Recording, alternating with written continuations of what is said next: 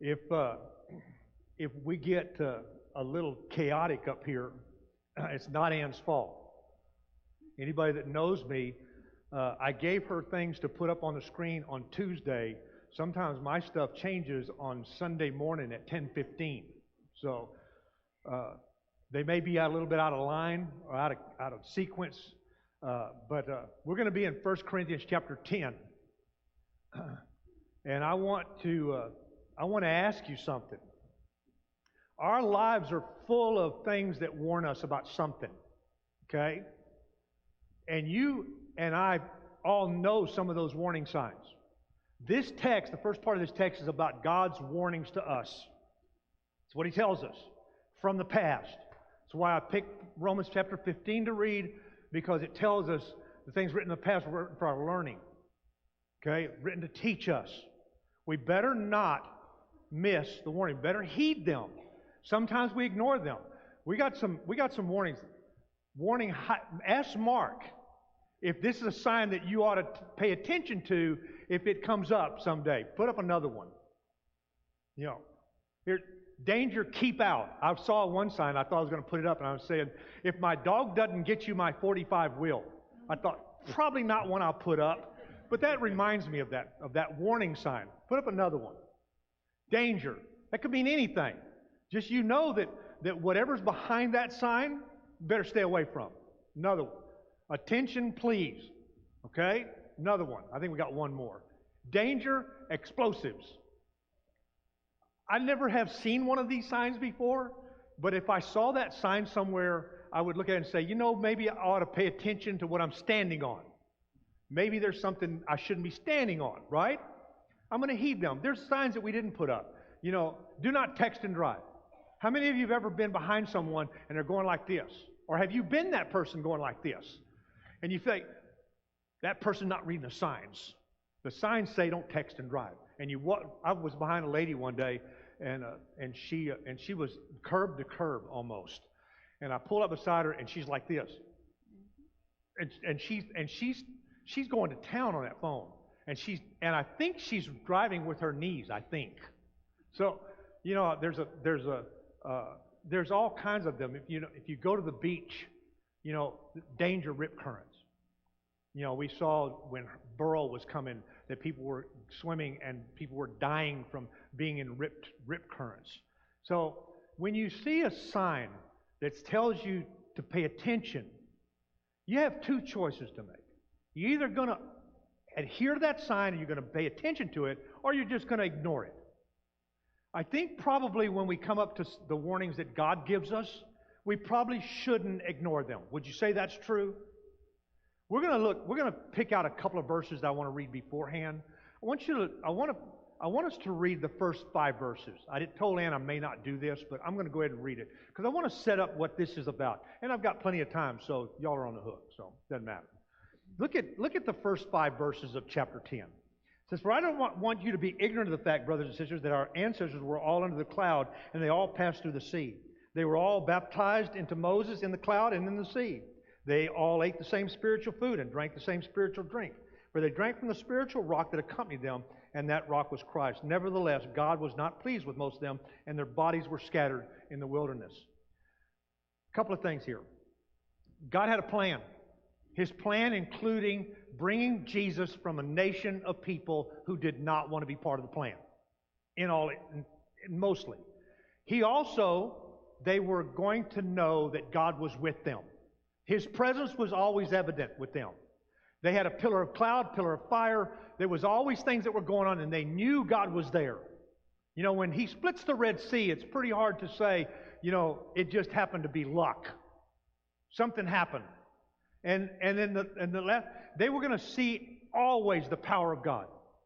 You know, in this text it says, here these people were. They had Jesus pre-incarnate with them. They drank from that spiritual rock. They ate from that spiritual food. And it was Jesus was with them. The Father was there. He had a presence with them. And yet He's going to let us look at verse 6 and verse 11. Pull that slide up, Ann. Verse 6 and verse 11, look at what He says. Verse 6 says, "Now these things occurred as examples to keep us from setting our hearts on evil things as they did." And then look at verse 11.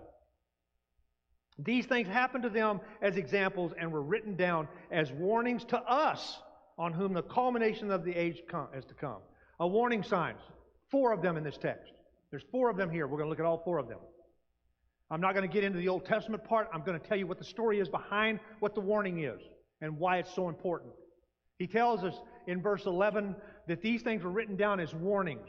Now, you can ignore the warnings this morning, or you can heed the warning. That's going to be totally up to you. I don't have any control over that. What I'm going to tell you is, here are the warning signs. This is what God said. He said, be careful that this doesn't happen to you. Understand something. We're going to look at one of these warnings in a minute. 603,550 people died. 603,550 people died. Do I need to tell you again? Because they would not do what God told them to do. Because they disobeyed Him. Because they believed He wasn't good enough to do what they needed Him to do. 603,550 people died. That's in the book of Numbers. You can go find it for yourself. But we're going to look at these individually. And I want you to see, what the warning signs are and what He told them they needed to do. Look at verse 7. Here's number 1, verse 7. Do not be idolaters as some of them were, as it is written, the people sat down to eat and drink and got up to indulge in revelry. God brings them out of Egypt. They've been in Egypt for 430 years. They were slaves. They had to make bricks out of straw and mud.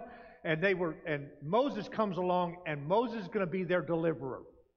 And he delivers them out of Egypt. And the promise to Abraham way before this was that God is going to give them a land. Bless them with a land flowing with milk and honey. And they believed that. And Moses kept telling them, we're going to go to a land. And so they get to Mount Sinai. And God gives them commands and everything. And we're going to get to that one in a minute. But he says, when you get there, when you get to Mount Sinai, Moses is going to go up on the mountain, and he's going to ascend to the mountain, and he's going to talk to God. Now, this wasn't something they had to guess about. They saw it. When he came down, they knew. They could see that he had been with God because he changed. His expression, his face changed. Everything was different about him. And so, while he's up on Mount Sinai, getting the law, and God's writing the law with his own finger, blazing the law, they decided that Moses, something must have happened to him. He's not coming back, so we need a different God. When he says this in verse 12, he said, verse 7, do not be idolaters, as some of them were, as it is written, the people sat down to eat and drink and got up to indulge in revelry. Before they do that, before they sit down to eat and drink, you know what they did? They commanded Aaron, we want you to build us a God. We want to build a God we can worship. You see, what they decided is that they needed a God they could control. Because they couldn't control this God. Moses had been gone for 40 days. He was not coming back. They didn't know if he was alive or dead. They didn't trust God enough to believe that God was going to send Moses back and that Moses would deliver. Even after they'd seen everything, what about the plagues they'd seen? What about the Red Sea parting they'd seen? They'd seen all that. They had seen the pillar of cloud and the pillar of fire. They'd seen all this stuff. And yet when Moses didn't come down on their timetable, they decided we need a different God. Does this sound familiar? Does it sound familiar?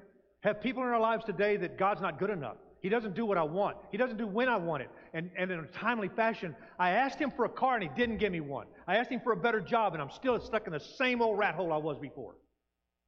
And so I have to have a God I control. So what do? We start to worship other things. We start to worship our cars. We start to worship our stuff. We start to worship our job. We start to work. You get the message? I see a bunch of you shaking your heads. You know what I'm talking about. We become idolaters. I've seen people worship their children, and their children become their God. Their children, everything their God wants, everything that their God needs, they're going to do for their God every single time because their children have become their God. And so they build this golden calf. They tell Aaron, you're going to build this calf. And before they start to worship, it says in Numbers that they sat down to eat and drink, and then they got up, and God heard them. And they died. 3,000 of them died that day at the hands of the tribe of Levi. They went through and butchered them with a sword that day because they believed that God wasn't good enough. You know, I'm not saying that the tribe of Levi is going to come in today and they're going to wield a sword and somebody's going to cut your head off. But God is watching us, and He's asking us, am I good enough for you? Do you trust me enough for me to be your God in spite of what may be happening, in spite of what might not be happening? Maybe it's not happening on your time frame. Maybe you've asked for something and it didn't come. I'm sorry for you.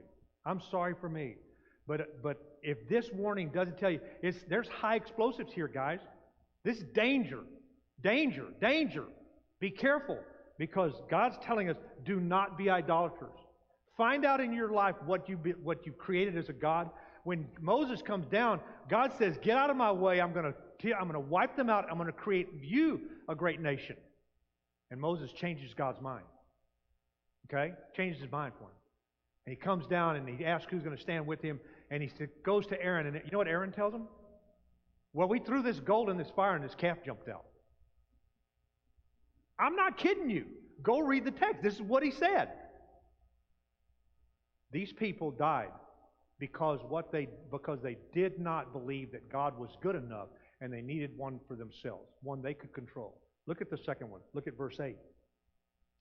We should not commit sexual immorality as some of them did, and in one day 23,000 of them died. They had moved on from there, and they were at the land of Shittim, and the Moabites are there. And they decided that it would be a good idea to incorporate some of those people into their mix. And so the men went and got some of the women, and they started intermarrying and intermingling with these women. And one of the things I tell people when I counsel them for marriage, there's 4 things that you need to get a handle on before you even think about getting married. And one of them is, how are we going to deal with religious stuff? What are we going to do about religion? And each one of the 4 is 25% chance that you won't make it. If you 3 of them, 75% chance you're not going to make it because you're going to fight about these things. And one of them is religion. What do you think happened when they brought these Moabite women into their mix and they started having babies with them and they started having intercourse with them and what do you think happened? They started worshiping the Moabite women's god, Baal. And they started doing it. And if you research any of the things that were going on, the gods that they worshiped later on during the times of the kings were Chemosh and Molech, and they sacrificed their own children in the fires of these gods. And God was bent. And He's telling us in our culture today, do I have a warning sign that I need to heed? Is there a warning sign when it comes to this? He says, do not commit sexual immorality as some of them did. I mean, if you have one of these,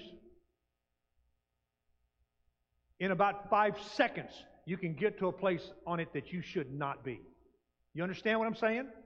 Our children have access to these things, and these things lead to all kinds of nasty stuff. Right? I see some of you young parents shaking your head. You know, the opportunity for sexual immorality in our culture today is greater than... Man, I grew up in the 60s, and it wasn't perverse as it is today. We thought it was perverse. It wasn't perverse. It's nowhere near like it is today. The opportunity for us to heed and to ignore this warning, if it's not pervasive and it's not out there, then how come we have to deal with so much of this? How come we've had to deal with so much? How come I've had to deal with so much of this when counseling with people, counseling with mothers, young mothers who are alone now, counseling with men who their wives cheated on them? Why is that so prevalent today? Because the opportunity for it is out there just like it was for them. They made a couple of bad choices, and what happened? What happened? Now God comes in and 23,000 of them die because of this. They had a plague, and God wiped out 23,000 of them. Let's go to verse 9. Look at verse 9. He said, we should not test Christ as some of them did and were killed by snakes. Some of you probably know about this one. They decided that they didn't trust God anymore to take care of their stuff. They didn't trust God anymore to take care of what they ate, what they wore. They didn't care enough anymore to trust Him anymore. So they started grumbling against Moses and Aaron. They started grumbling and complaining, and God sent a plague. You know what the plague was? Plague was they sent poisonous snakes in amongst the camp, and they started getting bit and dying. I don't know if any of you have ever come across anything like this before. I know a guy that got bit by a rattlesnake. We know of a guy that worshipped here that got bit by a rattlesnake and almost died. Remember him? He almost died. They gave him so many vials of antivenom that they said he can never get bit again because they will not be able to give him antivenom again. Well, this guy I knew got bit, and he almost died 4 times. And still to this day, he's got a gaping open wound, and that's been 35 years, 40 years. And he's still got a gaping wound in the side of his foot where that snake bit him. This was horrible. This was horrible. I talked to a guy one day, and he was going to show his son a copperhead. So he picked this copperhead up. Thought, what a great idea. John's laughing. And he picked it, and the snake slithered and squirmed, and he had him like this behind the head, and it bit him on the hand. He was in the hospital for 3 days trying to save his life. These people went to Moses. They're crying, oh, please, please stop. We're so sorry that we did this. Please, we're so sorry. And God told Moses, then Moses went and pleased for them. And so he tells Moses, he said, you make a bronze serpent, put it on a pole, and when they look upon it, they get bit, and they look upon this serpent on a pole, they'll be okay. You know what they did with this? Later on, you know what they did with it? They named it. Do you know that? This was years later. Thousands of them died from snake bites, but they took this pole and they revered the pole. Did they learn from the warnings? They even named it. They called it Nehushtan. Does this not sound like what we do? We need something from God, we ask Him for it, and then we worship the thing. We worship the God of the thing, don't we? We grumble and complain because things ain't going the way we think they ought to go. You know, we gripe and at the elders because they're not doing what we think they ought to do. Or we gripe at a deacon or a Bible class teacher because they're not doing what we think they ought to do. And not taking into consideration the fact that maybe God's warning us that, hey, maybe I put them there and I want them there for a reason, and I know better than you do. Does this sound familiar, guys? Hey, we're human beings. We make these same mistakes. What my call to you is don't ignore the warning signs. He's already given you 3 of them. Don't be idolaters, don't be sexually immoral, and don't grumble and complain at God. Let's look at the 4th one. Verse 10. And do not grumble as some of them did and were killed by the destroying angel. Okay? This is earlier on. Remember, God has promised them He's going to give them a land flowing with milk and honey. Promised it to Abraham. Promised it to Moses. Promised to the nation of Israel. They knew. And so they get to the promised land. They've been wandering for 2.5 years.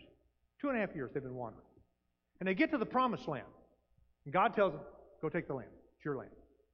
So they send spies in. They send spies in to go and to spy out the land, see what they're up against, and the spies come back and said, oh my gosh, we can't take the land. Oh my gosh, it's too much for us. Man, there's giants over there.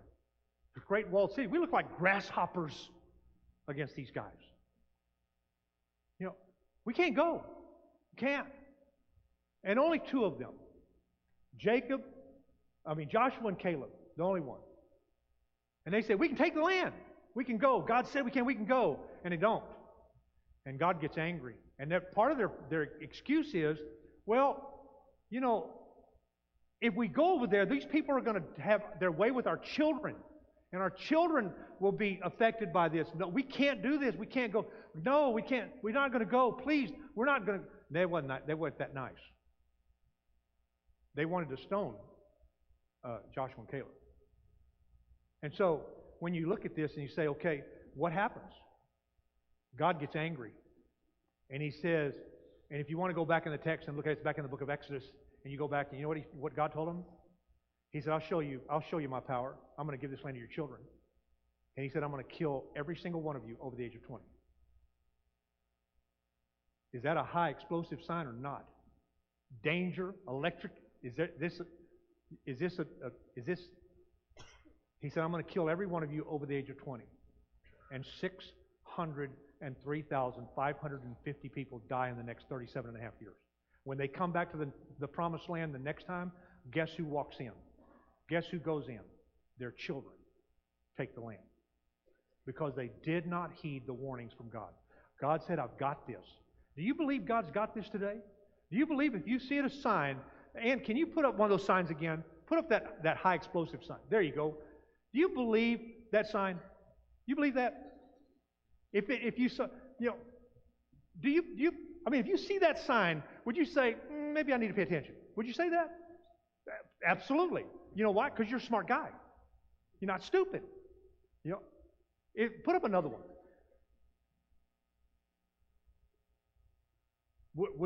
John, if you saw that sign, would you take notice and say, maybe I need to back off a little bit? Right? Would you say? No, you're not stupid. The point is we'll honor and respect those kind of signs, but when God says, don't do this, pay attention. I wrote these down for you. Does that mean that I may come in contact with some of these opportunities? Yes. Otherwise, he wouldn't have wrote them down. Young people, listen to me. Listen to me. You're going to go off to school. You're going to go into whatever situation, and you're going to find every opportunity under the world, under the sun, to be disobedient to God. Remember what God does. At some point, the rebellion, when we rebel enough, at some point, God will have enough. He'd had enough. If you look at the Old Testament and you read through it, and we've been studying on our Wednesday night podcast, we've been doing through the book of Numbers. We started the book of Deuteronomy, and it was pretty obvious doing the book of Numbers that the Israelites were their focus was to rebel against God. That's what they did. They just rebelled against God, and why God didn't just annihilate them. We talked about that at length at times. Why didn't He just annihilate them? Because they just wouldn't pay attention. We cannot be like that, folks.